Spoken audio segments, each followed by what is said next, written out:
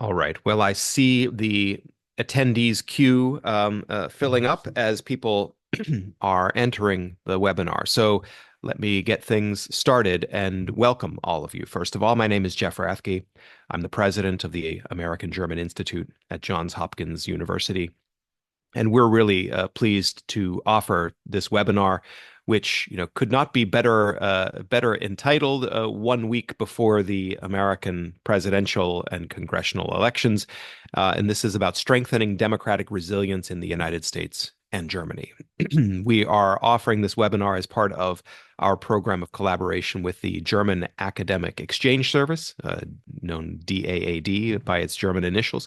And I am going to get out of the way in a second here and hand things over to my colleague, Dr. Eric Langenbacher, who is the head of our Society, Culture, and Politics program. And he's going to introduce our speaker, who is a visiting DAAD AGI fellow, and get us on the way. So with that, Eric, nice to see you, and take it away, please. Thanks, Jeff. So I'm really pleased to welcome all of the attendees to today's webinar, which is entitled Testing Democratic Resilience, Evidence from the United States and Germany.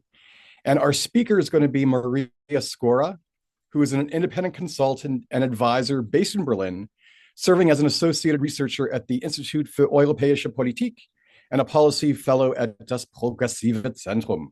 Her multidisciplinary research examines the themes of democratization or redemocratization, populism, and political sociology. From 2022 to 2024, she was a lead researcher at Resilio, a project dedicated to analyzing the factors influencing the resilience of the rule of law within the EU 27. Additionally, her scholarly work has concentrated on enhancing the EU's rule of law toolbox in light of the persistent democratic backsliding evident in certain member states. Prior to her current role, she contributed her expertise to the Humboldt Viadrina governance platform and the Heritage School. In 2019, she held the position of visiting fellow at the American German Situation Room, hosted by the German Marshall Fund of the United States and AGI. And she holds a master's degree in sociology, as well as a PhD in economics. So to our participants, Maria will begin with a presentation.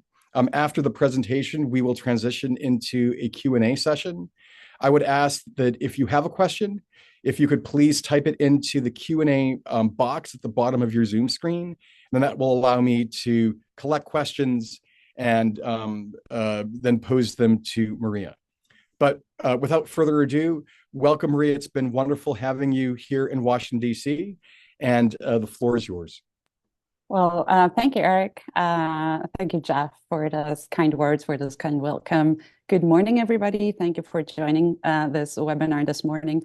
And yes, indeed, I will be talking about my research here that I've been carrying out for the last almost 2 months at AGI on democratic resilience in Germany and in the United States. And please treat this presentation as a still work in progress. I hope to be still producing some more evidence during my remaining stay here in Washington, D.C. I know that Germany and the United States are two completely different political systems, different traditions, legal traditions, institutional traditions, and different societies.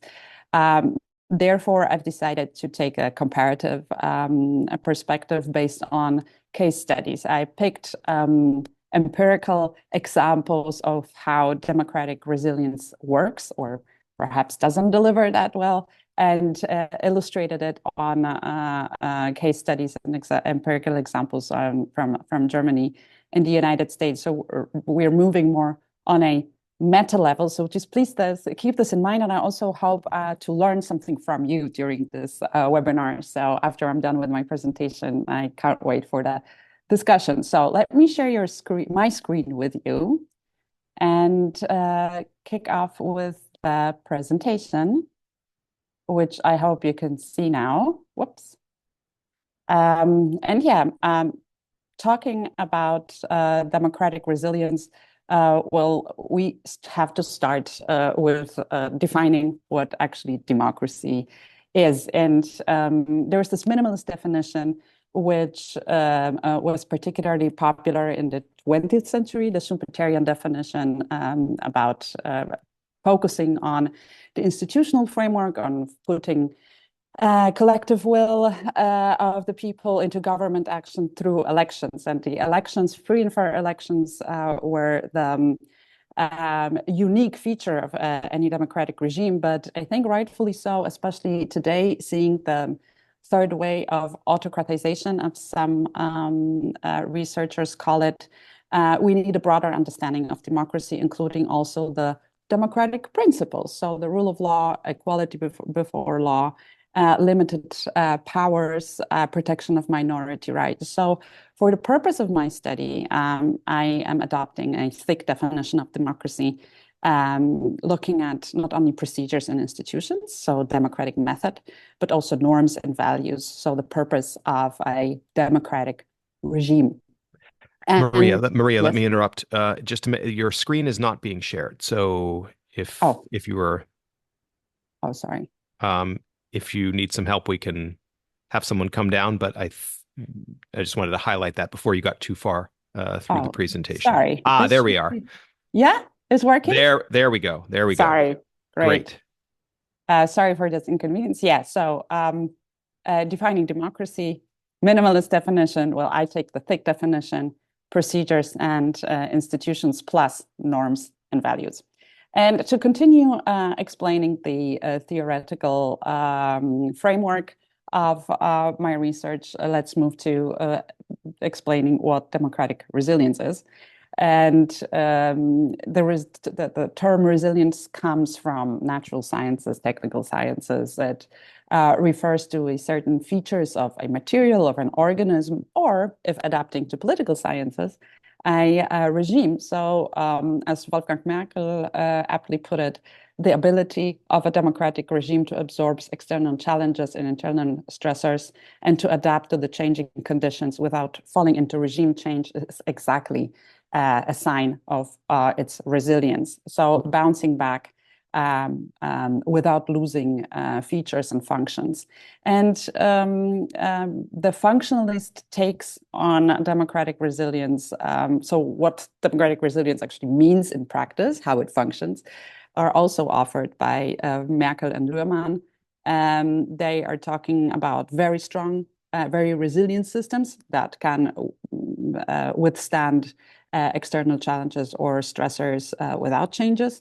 Less resilient regimes adapt through internal changes if confronted with challenges and stressors. And sometimes it may happen that those external or internal challenges are so strong that there is certain damage to a democratic regime, but such a system is able to recover. And this also speaks of its resilience. And in that vein, Vanessa Böse and her other colleagues from the Vidam Institute in Sweden came up with two concepts of resilience: the onset resilience, which is exactly speaks of the ability of a system to prevent autocratization episodes, or the breakdown resilience. So once the onset resilience fails, the system is still able to avoid a complete collapse and show resilience in that sense.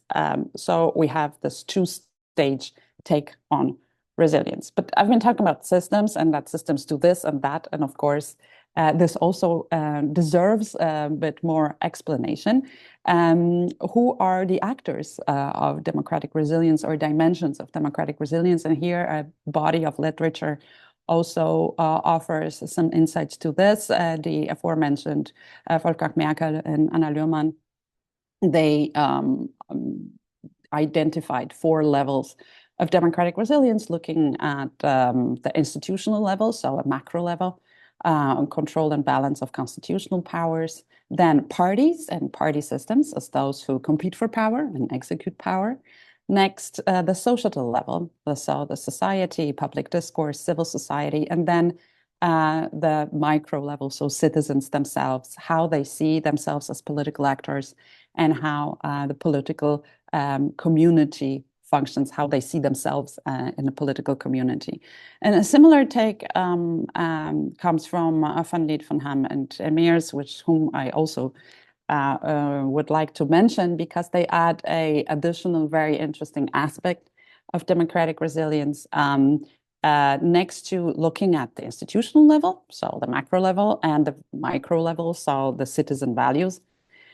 They also draw our attention to accountability mechanisms. So mechanisms that have this response reaction function.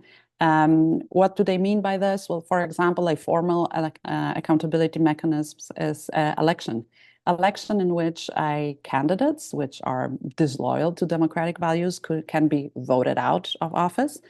Or informal accountability mechanisms. And here, let's think about the selection processes in the parties of nominating candidates who will be running for elected offices. This is also an accountability mechanism, a filtering mechanism mentioned, I believe, also by Ziblatt and Levitsky in their book, How Democracies Die, of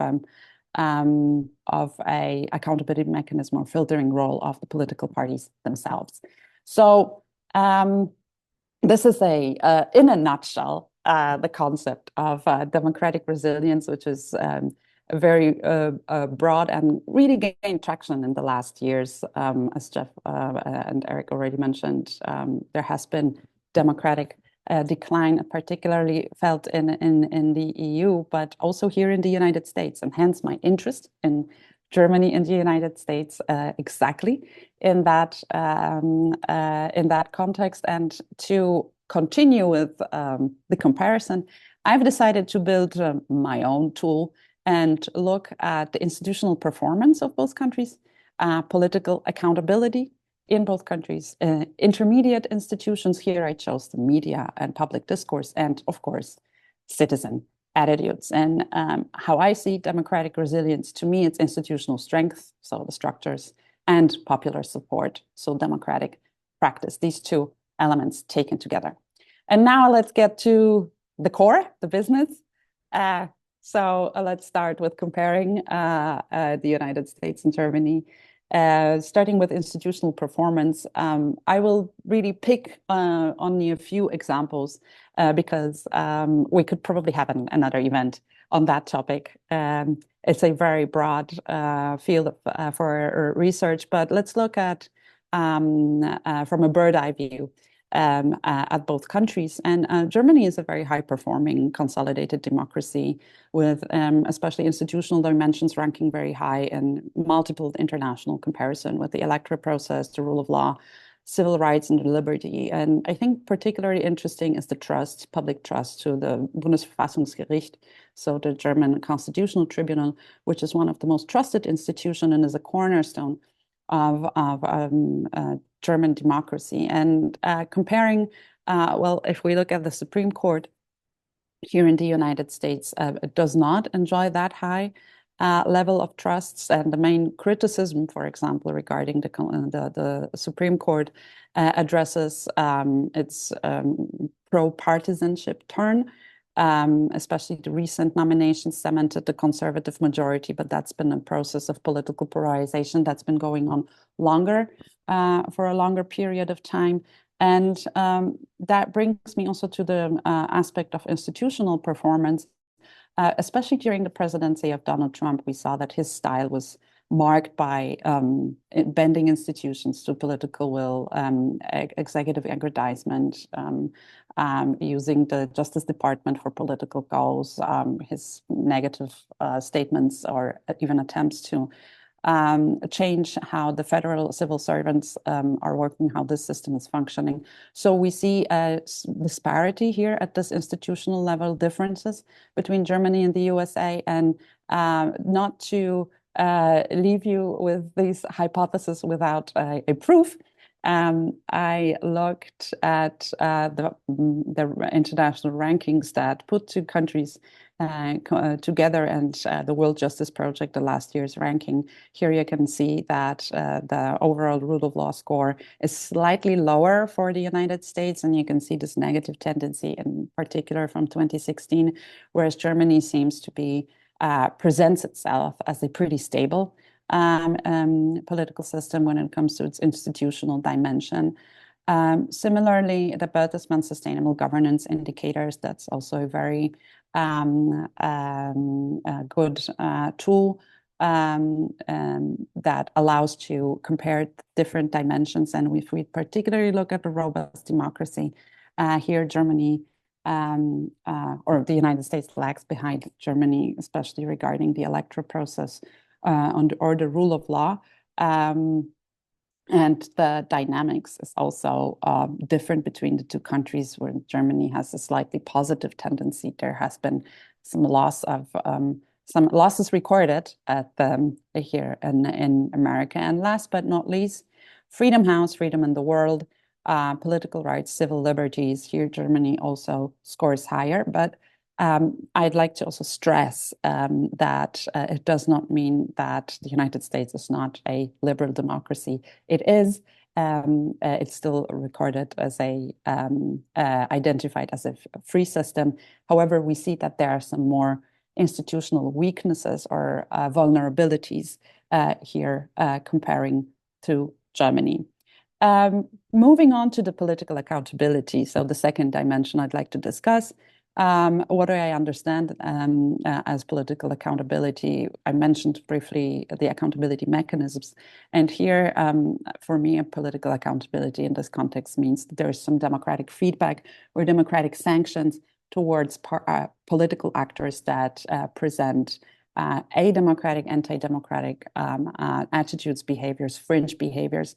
And I have to start with the presidential race here in the United States.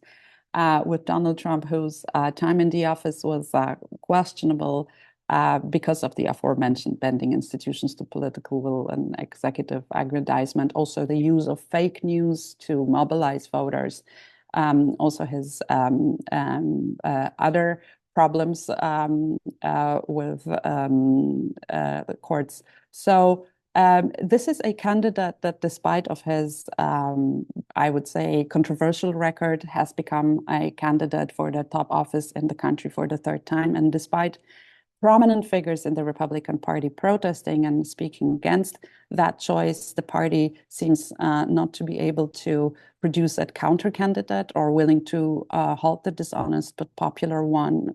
This MAGA movement within the Republican Party has proven very charismatic, strong, and, in my view, taken the party hostage. Quick disclaimer, I will now start talking about the AfD, which does not mean I compare the Republican Party to the AfD. It's not the point. However, the systemic setup of the American two-party system forces me in a way to do it. I'd rather see the MAGA movement as a sort of sister phenomenon to the AfD, which is part of that broad church of the Republican Party. So please allow me to make this comparison. Well, the AfD in Germany also brought a new quality to German politics, and it also crossed the lines of civility and public debate and competition with very fringe, extreme statements on minorities, with extreme conspiracy theories, with relative revising history. And here I have two examples of candidates who were very controversial, who were involved in spy on corruption allegations, and most importantly, were making very extreme statements about the Nazi regime, Waffen-SS, or using the forbidden slogans in public. I'm talking about Maximilian Krah, who was the Spitzenkandidat for the European elections, and Björn Höcke, who leads the party in Thüringen. And these candidates, despite their record, were still prominent figures and leading the party in elections. There was some sort of political accountability to Maximilian Krah, because after the scandals, he was forced to suspend his European election campaign. However, he's still a member of the European Parliament. non-affiliated, but still member of the party. So I would say the AFD is very illusoric. It's just a lip service using those accountability mechanisms in their own ranks.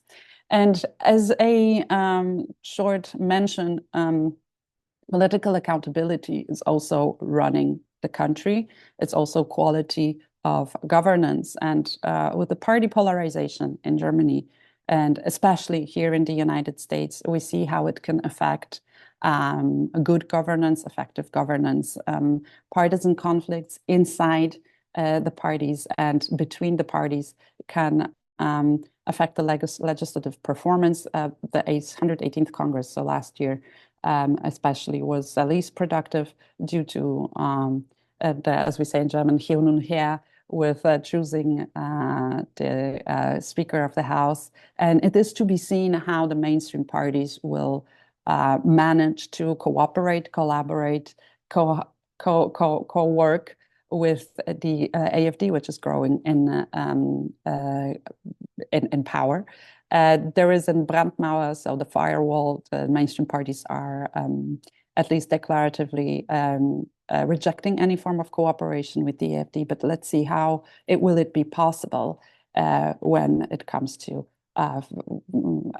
productivity of local governments and federal government. So just like, a footnote here that political accountability is far more than just the elections. Quickly moving to the media. On both sides of the Atlantic, we see similar phenomena caused mostly about, digitization, erosion of the media market, erosion of the traditional media, which in turn affects the democratizes the public discourse, but at the same time, the quality control of the information, the content available out there is sinking, and both countries, as a result, are targets of disinformation campaigns. Germany is the biggest target in Europe, and here in the United States, I really don't think I have to explain you in more detail how much fake news and disinformation is out there, especially in such a turbulent, pivotal moment as just before the elections. What we've also observed, and this is the reporting done by Reporters Without Borders, are the attacks on critical and independent journalism, especially coming from the fringes, political fringes, fringe parties and movements, calling them enemies of the people, Lückenpresse in Germany.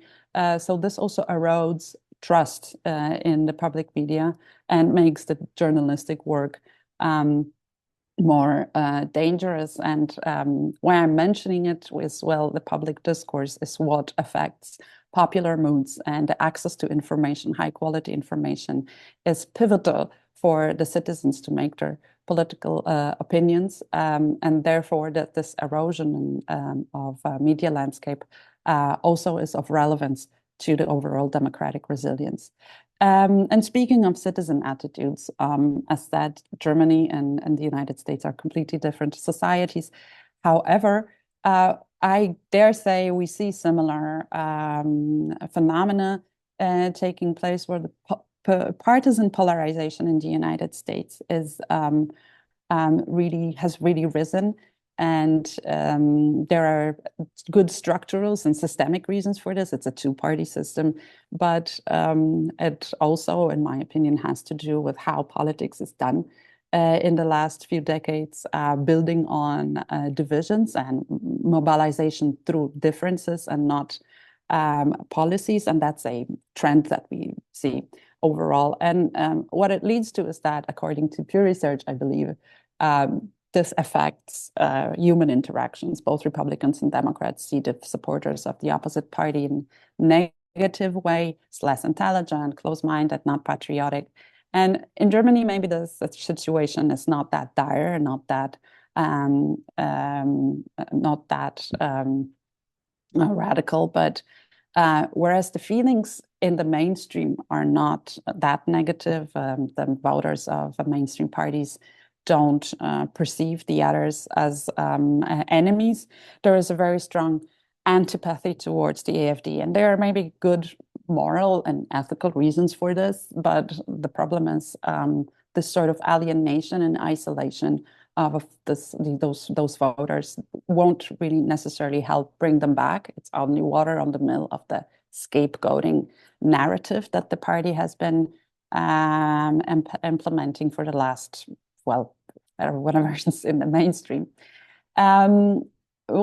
The good news are, I don't want to be on the negative, that the majority of both Americans and Germans see elections as a way to influence country's direction, and the Germans would be even eager to have more avenues for political participation.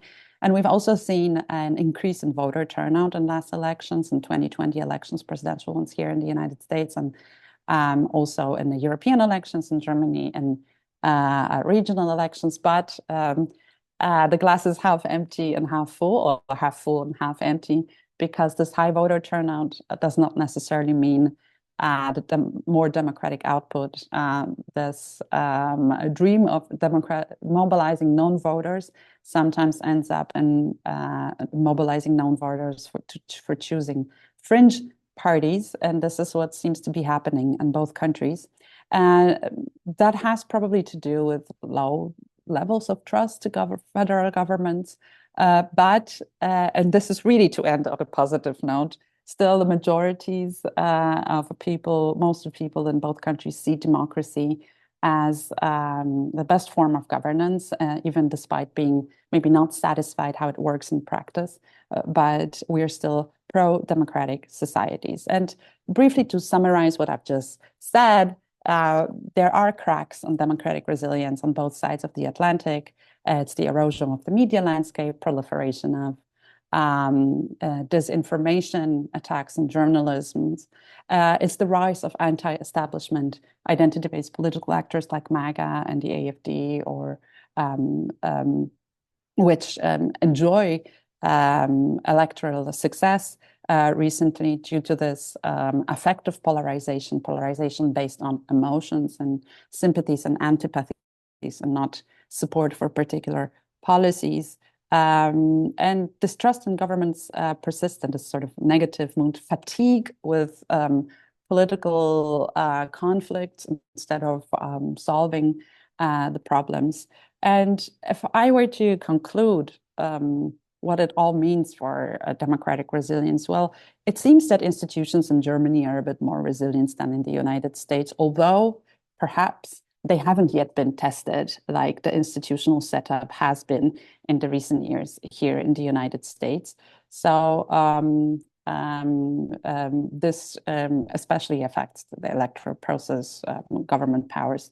But Germany in that sense seems more resilient. However, when it comes to this democratic practice, we see voter behaviors of some segments of voters, of electorate, they are similar. And my thesis is that the success of such politicians like Donald Trump or the MAGA movement or the AfD is rather a symptom of certain deficiencies, and not necessarily the root cause of a democratic decline. Sure, they can contribute to democratic decline once they get into power.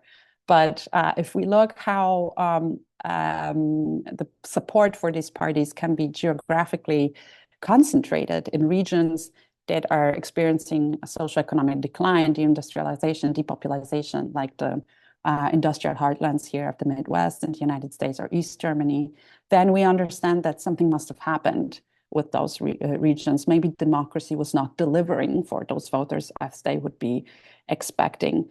And this is not a new thought. Back in the 90s, the idea that the economic growth and prosperity can feed democratization, the idea of Huntington, Przeworski, I believe can be flipped to the autocratization or democratic decline, which feeds very well populism, and anti-democratic sentiments feed very well on declining living standards.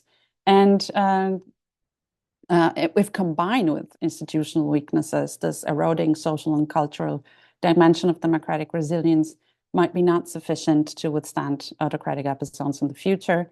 This onset resilience, or even maybe testing breakdown resilience. And it is particularly important to keep it in mind, seeing the elections here in the United States, but also in 1 year in Germany, So we shouldn't be too complacent in Europe, because we also have deficiencies which needs to be addressed. Now, I'll stop here and hand over to you, Eric. Thank you very much. No, thank you for such a theoretically and empirically rich overview of the issues in the two cases. So I would encourage webinar participants to type their questions into the Q&A function. But while people do that, maybe I'll start with a question or two. You kind of mentioned it in passing here and there, but one of the other commonalities between the US and Germany is that they're both strong federal systems. And I know that there's been some concern on both sides of the Atlantic about some democratic decline at the state or Länder level. I'm thinking of the famous argument by Jacob Grumbach in this country, which is entitled "Laboratories of Democratic Backsliding," talking specifically about the states. And I know that in the German case, the AfD has done extraordinarily well, especially in some kind of eastern states. So I'm wondering, to what extent does democratic backsliding or decline at the subnational level, at the state level, affect the overall situation in both countries? I think it's a very good question, and in fact, a very good level to compare both countries. I would also use this occasion to advertise the Verfassungsblog and their project on Thüringen, which looks exactly at what effects can have electoral success of a fringe party, anti-democratic party, far-right party at the local level, at the regional level for the functioning of the federal state, but also what the national repercussions can it have. Well, in Germany, from as far as I'm concerned, the AfD, at least in Sachsen and in Brandenburg, has not reached the level of being able to sabotage or paralyze certain processes, legislative processes or other processes.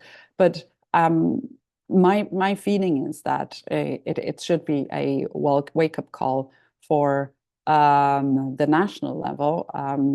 What is interesting in Germany is that in those regional elections, the motivations of people who voted for fringe parties were not motivated, were not anchored in the situation of the region or of the city. They were a red card shown to the federal government. They were not happy with the national situation, and probably this could be also this probably also applies to the United States. I was mentioning the structurally weaker regions where the desire for a change, the desire for improvement of the local situation has this electoral output. So to answer your question, yes, this the victory of fringe parties at the local level probably most will affect the local and regional level, but they definitely are a symptom of something much bigger, broader, transcending the local and regional level, which we should be taking seriously. So, and here I'm going to channel one of the questions as well, but I really would like to press you a little bit on that last point that you kind of emphasized, the kind of trends in socioeconomically structurally weak areas and the relationship to support for kind of right-wing populism, whether it's MAGA or AfD.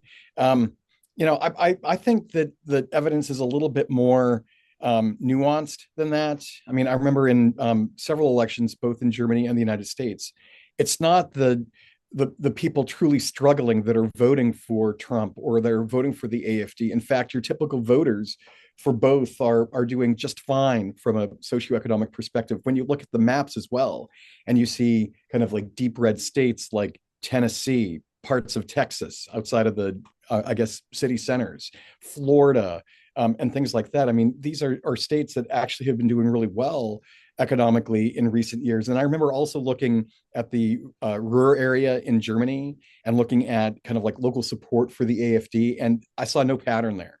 right? There were some communities that really have been struggling from structural change that voted heavily for the AFD, and then others right next door that didn't.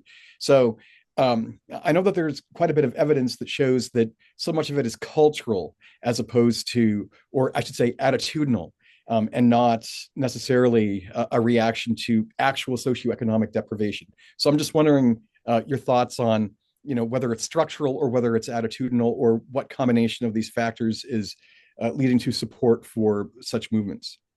Oh yeah, I absolutely agree, and I believe what I said is that it resonates with some sectors, some sections of electorate. Yes, of course, there is no one size fit all, or one silver bullet if you want to deal with democratic decline, and the voters' behaviors depend and they vary. Which section of electorate we would want to think about.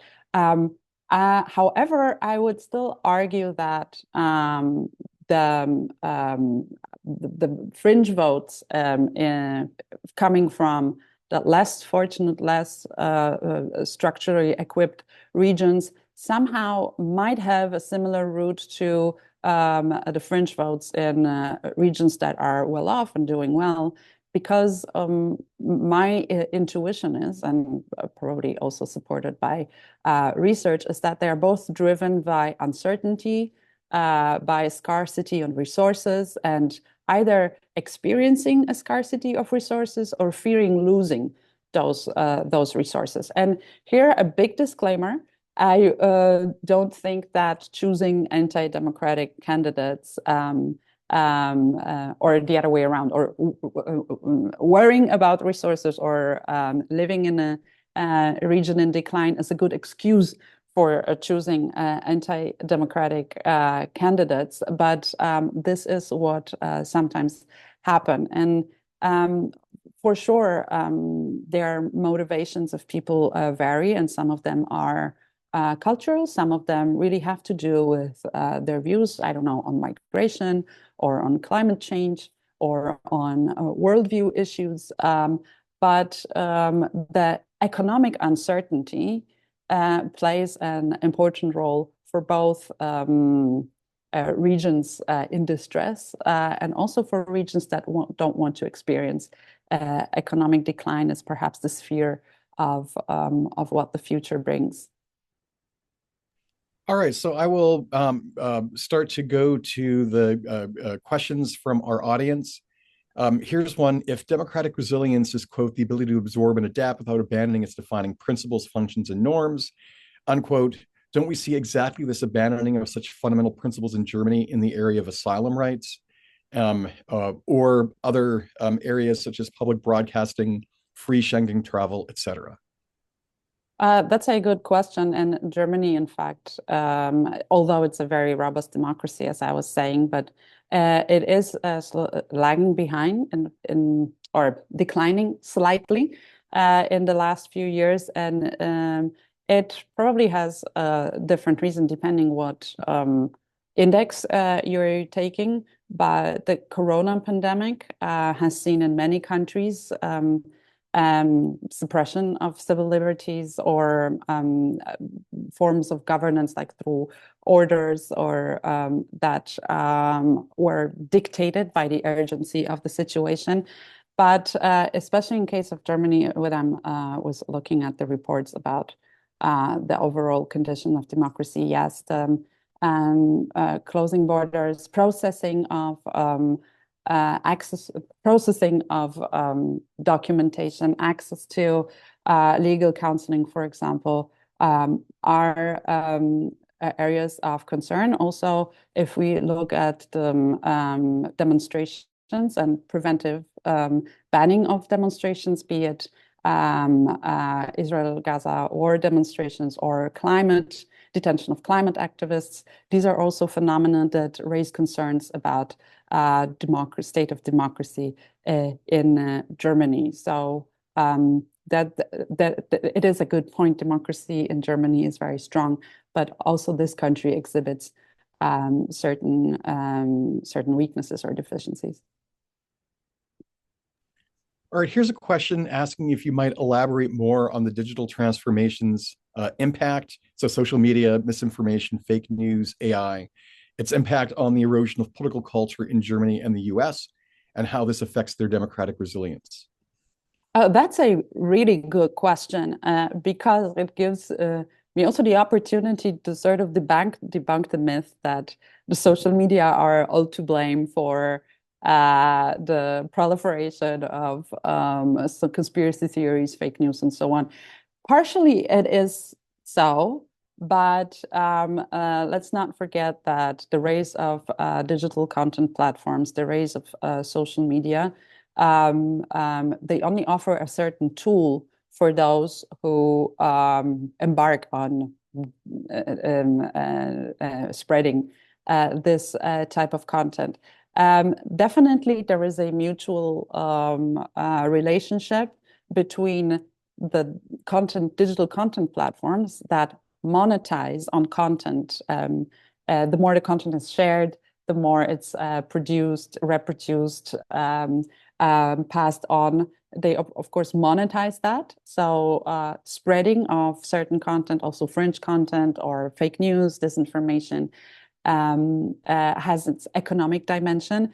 But let's not forget that they are only a tool. And that brings me to, again, political accountability of those political actors or groups of interest who decide to embark on that journey and who decide to use internet and digital media for achieving their goals. And we've seen this especially during the pandemic.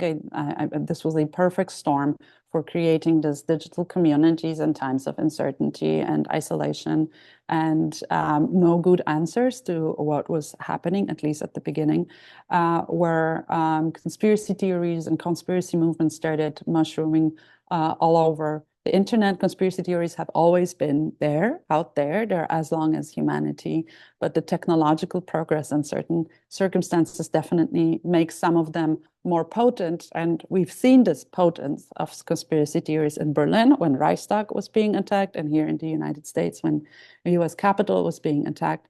So there definitely is a connection between the rise of digitization of the media scene, the rise of new channels of communications with digital media platforms and the attempts to erode democracy. But let's not forget, it's only partially the insufficient moderation of the media platforms. It's only partially them pursuing their economic interests in spreading content which is viral. At the end of the day, there are groups of interest behind this content that profit the most of it. And if I just would like to, I just would like to add one more thing about the regulation of social media platforms. The European Union is, I guess, a blueprint or in this area with introducing directives and law at the European level, which allows countries, member states, to sue, to go after platforms which are not removing content which is considered dangerous or in any other form a threat to the country. And only recently, indeed, France has arrested one of the social media platforms owner because he was not complying with this law, with their requests to or orders to follow the conduct, good conduct. And then Brazilian government is also now after X and its owner with referring to what also happened in Brasilia in 2023, I believe, the attack on Brazilian capital. So the battle continues, but let's not forget, it's not only the social media platforms, it's also who uses them and for what purpose. So that's actually a really nice transition into the next questions. We've had several versions of these in the chat. But let me also make a bit of an observation before I pose the question. So, what I perceive, I mean, you talked about democratic resilience having an internal and an external dimension as well, and there seems to be an asymmetry out there. I mean, what the Russians are doing, what other kind of nefarious actors are doing is, they don't care. I mean, they will do the most cynical, the most Machiavellian, the nastiest stuff imaginable, and those that are trying to support the system are kind of at a disadvantage because they will not fight fire with fire. It's almost like asymmetric information warfare. And one might observe that there are some internal actors that are like that as well. So with that observation, I guess the question is, so what can actually be done? I mean, you were just talking about the EU's regulation of social media platforms as being quite positive. So could you share some thoughts on what actions could be taken to, I guess, achieve onset or breakdown resilience? Sure. It depends. As said, democratic resilience has a different dimension, the institutional one and more the social cultural one. So there's plenty that can be done. The question is if it's easier said than done. And if you can fix things through policies. That's actually the most burning question. And my short answer to it is no. Unfortunately, you cannot fix everything through policies. Just to give you an example, institutional setup. In the United States, you have a presidential system with a very strong position of a president. And well, Donald Trump took advantage of it. But it not necessarily must be the case. We also have a presidential system in France, and we can, controversial decisions of Macron in recent times, but France definitely is a solid democracy. You also have systems which are parliamentary ones with a symbolic role of the president, like in Germany and Austria or in Hungary. And it does not mean that there is a element of checks and balances missing. And just to bring another example, when you have a mixed system, a very young constitution, a well-equipped constitution, the country being Poland, where you have a relatively strong position of the president and a counterweight of the government and the parliament, and that if there is no commitment to democratic values, nothing can stop elected officials from signing unconstitutional bills. And that brings me to the answer to this question. Institutional setup is can do only as much as it can do. There are speed bumps on the way of autocratization. Of course, one should not undermine it. That a solid system, a democratic system in the institutional legal term is a backbone of every democracy, the rule of law. But at the end of the day, we see that it's the commitment to democratic principles on both bottom up, some from the citizens, and top down among politicians that makes the democracy most resilient. This is the conclusion one of many, that we achieved in the project I was leading at the Institute for Europäische Politik, and for the last 2 years, the Resilio mentioned before by Eric. But these are also the conclusions many other researchers like VDEM, for example, also sees that those soft elements of democratic resilience play as important role as the institutions. What can be done about it? It would be easy to say citizen education, and probably it is also an important element of it, a critical citizen education also recognizing what is disinformation, what is manipulation. I think NATO quite a few years ago identified democracy as a dimension of security, rightfully so. And Sweden and Finland are particularly well equipped or well headed in thinking about democracy and citizen resilience as the element of their overall security strategy. And it means training citizens and recognizing the attempts of manipulation or disinformation. What else? I would still continue in that vein of more pressure on content, digital media platforms. We know that moderation does not solve all problems, but research shows that content moderation actually can cushion the effects of disinformation. It's very difficult technically, from the technical point of view.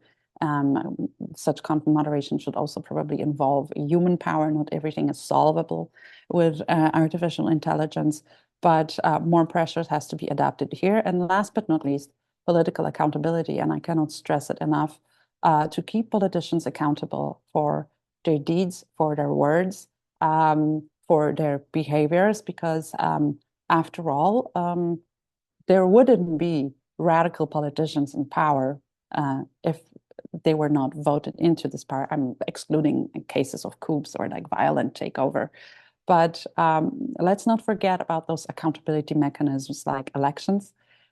So going and voting responsibly, and also accountability mechanism within parties, which is much more difficult to achieve. But this is the last remark on that topic to allow more questions. But if we see that effective polarization has become almost a tool in campaigning, because the effective polarization, so polarization which is based on emotions, which is based on sympathies or antipathies between political actors, is a more powerful tool of attaching voters to a party or mobilizing voters than the so-called spatial mobilization, so a polarization. So position towards certain political issues, positions on policies, more radical, more centrist, then we cannot expect a different outcome of feeding the polarization for electoral effect and for voter mobilization is being applied. So I would say these are these three things: democracy as a dimension of security and citizen resilience, then legal framework on social media platforms, and last but not least, the most difficult, I guess, this political accountability. I think it's so fascinating that you just mentioned that, because that was going to be my conclusion as well. I mean, thinking about the United States in particular with our election coming up, I was really taken by your point about how it was the Republican Party that couldn't prevent an actor like Trump from basically taking over the party, being their candidate 3 times in a row. So that seems to be a particular weakness, at least in this country. Do you think that there are similar weaknesses within German parties? Oh, that's that's a very good question. I would say, since I was comparing not the whole Republican Party, but especially the MAGA wing, the most fringe one, with the AfD, it's a matter of choosing a strategy, right? And we see that the AfD is choosing a strategy of radical candidates or very controversial candidates, at least. It was the case at the European elections and the regional elections in Thüringen, to appeal to certain types of voters, to mobilize them. Speaking of other parties, which still are within the political mainstream, a lot of criticism has been expressed towards the CDU and certain statements made by Friedrich Merz, especially in the context of migration. And here, perhaps, that's a more general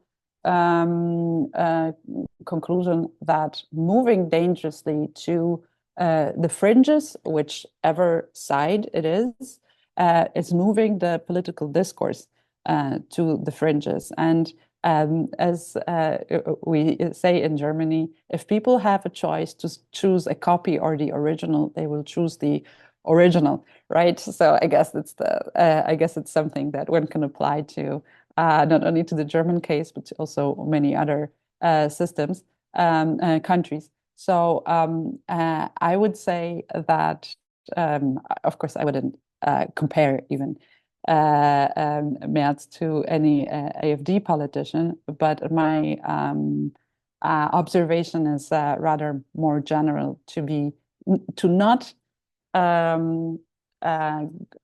not experiment with fringe ideas, with fringe statements, because they may simply backfire. We are rapidly running out of time, so I think we probably only have time for two more questions. And I'm going to take the liberty of asking one of them. You did mention this before, the kind of systemic difference between the presidential system in the United States and the parliamentary system in Germany. I know from other research that typically parliamentary systems are much better performers on a lot of governance and democracy indicators than presidential systems. Also, in a multi-party system like Germany's, thanks to the electoral laws and whatnot, you have a greater ability to kind of quarantine a movement or a party like the AfD, whereas in a two-party system and a presidential system like the United States with more majoritarian influences, if a fringe movement like MAGA takes over the larger party, I mean, it's taken over the larger party. So do you think that one of the differences in performance, because every indicator that you showed showed that the United States is not as highly ranked as Germany. So do you think that maybe a lot of that has to do with the different presidential and parliamentary natures of the systems, as well as the electoral laws used? Yeah, I mean, possibly, but at the same time, the United States, the system here in the United States has been developed over time. There is a specific legal and institutional tradition behind it, and it serves particular purposes. The United States is a huge country.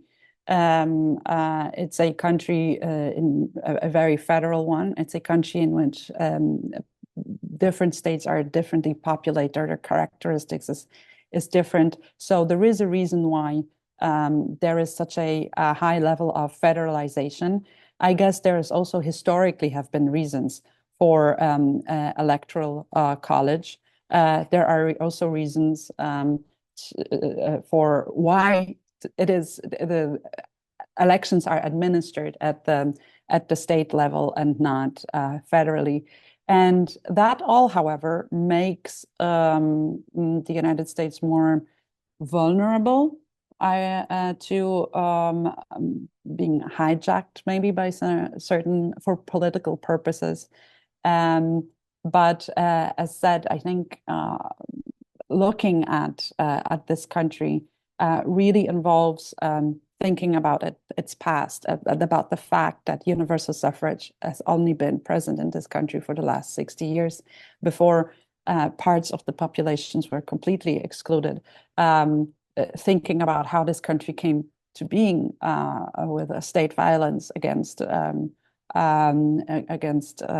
big numbers of people who are actually living here. So the system evolves. We see the progress. The system adapts, but at the same time, the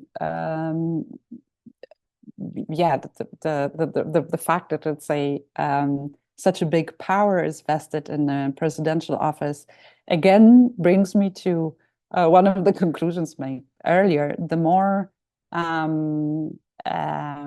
values and commitment to democratic principles are needed, not to misuse those powers. But it applies, as said, to also parliamentary systems, to mixed systems, and the experiences we made in Europe with Hungary, with Poland. Let's see what happens in Slovakia. Let's see what happens in Austria. Teach us that these are two sides of one coin, the institutional setup and also the democratic practice that make a country or a system resilience, democratic resilience. All right, and the final question from one of our attendees, I think it's a tantalizing question, and it is, if the German Verfassungsschutz would have to evaluate the Republican Party in the era of Donald Trump using German standards, do you think that office would rate the Republican Party as right extremist and possibly unconstitutional? Oh, I mean, that is an awesome question, and I think we should address. Maybe you can do the next webinar asking someone from the Verfassungsschutz for such a intellectual exercise. To my knowledge, I'm not an expert on extremism, political extremism. To my knowledge, there are different Stufen, so different degrees of that the Verfassungsschutz is using to identify or classify movement and parties. And the AfD itself, or its chapters and organizations, are also under surveillance, and they themselves have different like ratings assigned, I guess one could say. So I think the more complicated the situation in the United States, but the MAGA movement definitely exhibits, manifests through their statement of their leaders, to the actions of their leaders, attitudes which are questioning the democratic order. And I can only encourage the next webinar to look into it more closely if I can suggest anything. Thank you for this question. Well, thank you for that suggestion. It's always nice to have ideas for upcoming research webinars. And we've now come to the end of our time. So thank you, Maria, for such a rich and enlivening presentation of your research. Thank you very much for having me. Good day. All right. Goodbye, everybody. Goodbye.